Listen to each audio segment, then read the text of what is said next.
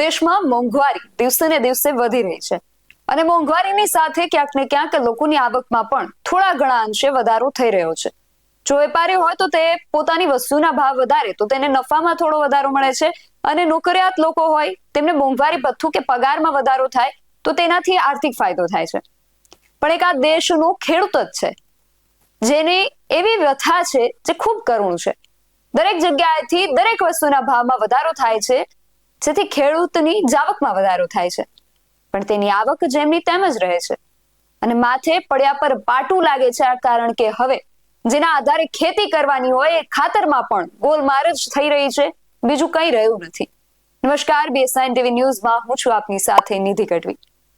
જામકંડોળાની વાત છે, જ્યાં ખેડૂત જ્યારે ખાતર ખરીદીને આવ્યા અને ખોલીને જોયો તો અંદરથી કાંકરા નીકળ્યા. જામકંડોળાની મધુવન એગ્રો પેઢીમાંથી રાજપરાના ખેડૂતને વેચાયેલા GSFC ના સરદાર DAP ખાતરમાંથી પથ્થર નીકળ્યા. એક બાજુ ખાતર અને બિયારણના વધતા ભાવ ખેડૂતોને સતાવી રહ્યા છે, ત્યાં બીજી તરફ રાજકોટ જિલ્લામાં ખેડૂતોને ખફા કરતો આ ગંભીર બનાવ બન્યો છે. રાજપરાના ખેડૂત 16 કિલોમીટર દૂરથી આવ્યા, ખાતરની 2700 રૂપિયાની 2 થેલી લીધી અને તેને ખોલતા જ ખાતરની સાથે પથ્થર નીકળ્યા.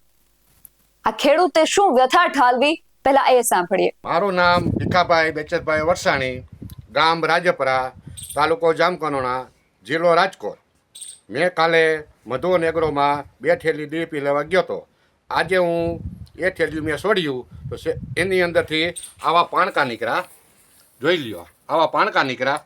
એટલે મેં મધુવન એગ્રો ભાઈને ફોન કર્યો કે તમારી થેલીમાંથી પાણકા નીકળ્યા છે ભાઈ, હવે આનું શું કરવાનું? તો ભાઈએ મને એવી વાત કરી કે તમે DAPની 2 થેલીઓ છે એ પાછી આપી જાઓ અને NPની તમે લઈ જાઓ. આ વાત આપણી વચ્ચે રહી જવી જોઈએ, બીજા કોઈ નકરા કહેતા. એગ્રો એજન્સીમાં જ્યારે તેમણે ફોન કર્યો તો સંચાલકે ખાતર બદલી દેવાનું કહ્યું. સાંભળો શું કહ્યું મધુવન એગ્રો ચલાવનાર વેપારીએ. કાલે લઈ ગયા હતા? કાલે 2 વાગે 2:30 વાગે 2:30 વાગે લઈ ગયા હતા.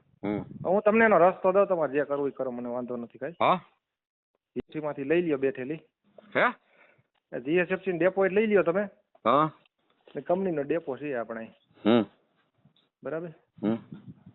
અને ત્યાંથી બિલ લઈ લ્યો, પછી જે કરવું એ કરો, બરાબર? ચિત્ર નો ખોટું આપણે ચડવું સારું, બરાબર ને? એટલે હું મારે ખોટું ઓલું કરવું નહીં, માથા કોઈ. ના ના, એ તો બરોબર. એટલે આપણે હું કાયમી નું હોય અહીંયા, કાયમી મારે ને તમારે બે ને સંબંધ હોય. ના ના, એ તો બરોબર. એટલે હું એટલે કહું છું, તમે અત્યારે જોતું હોય ને, આ તમે કહેતા હોય એનું પાછું લઈ લે. તમારે GSFC 2 થેલી લઈ લ્યો, 2 લેવી ને, એ પ્રોસેસ કરવી તમારી કંપની માંથી થાય જે કરવી. હાલો, કાલે લઈ લો, બરોબર? હા, જોયો ને ડેપો તમે? હા, ગાયત્રી બાજુ. હા, કોટનું જે હોય ને ઓલું લોડર હાલતા હોય, હા, લોડરનું છે. એટલે તમે વાપરીને પછી મને કહીજો જેટલું નીકળે હું કાપી દઈ, બીજું હોય. કાપી દેવાની વાત નથી, પણ આવું ન કરે એમ. વાત સાચી. એટલે હું એને બ્રેક જ મારી દઉં, બીજું શું મારે કરવું? મારા બીજું શું થાય? જો ખાતર બેસવું તો બ્રેકમાંથી મારે. હું તો આગળ કાર્યવાહી ચાલુ કરી દીધી છે. હા, મેં તો થઈ તો સમજી લ્યો, થઈ તો વિડીયો બધાને ફોન કરી દીધા. બીજું શું કરવું? હા, ધારાસભ્યને, કોંગ્રેસના ધારાસભ્યને ફોન કરી દીધા. એ કે તમે એને કે એ થેલી વાપરતા ને એમનો ગાંગડા એમને રહેવા દો, કે થેલી જ વાપરો. એટલે મેં એક ચાલુ જ વાપર્યું, એમને રહેવા દીધા. ગાંગડા વીણાથી માનો કે ચાની મોટી ટોપડી 2 ટોપડી વીણા, હજી તો અડધી થેલી એમને પડી છે. એક કામ કરો ને, તમારે જોતું હોય NP લઈ જાવ, એ મને પાછું દઈ ગયો, બીજું શું હોય? હવે કાંઈ નથી કરવું, મને કરવા દો ને. એટલે સરદાર તમારો કઈ વાંક નથી. વાંક છે સરદાર વાળા જે કંપની રહી ને ભાઈ, એને થઈ ગઈ ને છેડા અડી જાય, સમજી ગયા?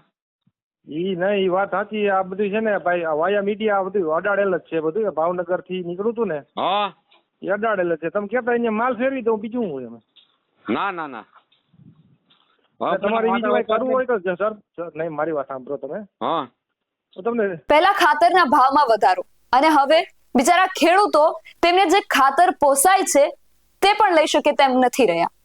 એકનો ભાવ નથી પોસાતો અને બીજામાં કાંકરાઓ નીકળે છે. આ બધામાં અંતે ખેડૂતને જ પીસાવાનું રહે છે. ખેડૂત આ દેશનું ધબકતું હૃદય છે. રાઘવજીભાઈ, આ હૃદય ધબકતું બંધ થઈ જશે તો આપણા ઘરમાં અનાજ આવતું બંધ થઈ જશે. આપણા સૌના બાળકો ભૂખ્યા ન રહી જાય એ અને દેશનું હૃદય એટલે ખેડૂત ધબકતું બંધ ન થઈ જાય, ધ્યાન રાખજો. આ વિશે તમારું શું માનવું છે અમને કમેન્ટ કરીને ચોક્કસથી જણાવજો. આવા જ વધુ અહેવાલો સાથે મળતા રહીશું. તમે મારી યુટ્યુબ ચેનલને સબસ્ક્રાઇબ કરવાનું અને અમને ફેસબુક અને ઇન્સ્ટાગ્રામ પર ફોલો કરવાનું ભૂલશો નહીં. બાકી અવનવી અપડેટ્સ માટે આપ જોતા રહો કે સાઇન ટીવી ન્યૂઝ. નમસ્કાર.